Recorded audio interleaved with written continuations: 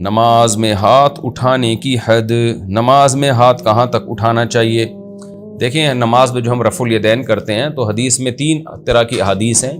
بعض میں آتا ہے فروع اذنیہ، شحمۃ اذنیہ اور منکبیہ، کہ نبی صلی اللہ علیہ وسلم نے ہاتھ اٹھائے منکبین، کندھوں تک۔ بعض روایات میں آتا ہے شحمۃ اذنیہ، آپ نے کانوں کی لو تک اٹھائے۔ بعض میں فروع اذنیہ، کانوں کے کناروں تک اٹھائے۔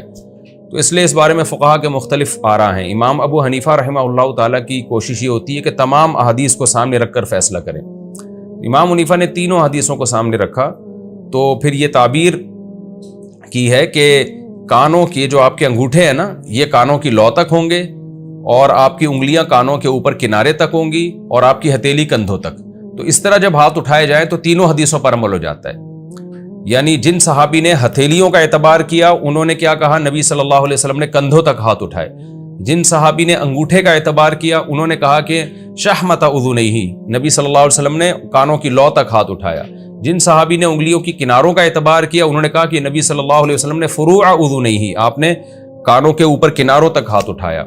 تو صحابی نے تعبیر میں فرق کیا ہے، لیکن غرض سب کی ایک ہی ہے۔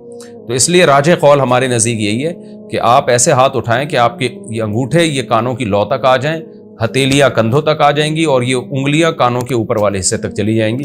تو تینوں حدیثوں پر اس طرح سے عمل ہو جاتا ہے۔ اسی وجہ سے یہ ہمارے نزدیک یہ طریقہ سب سے افضل ہے۔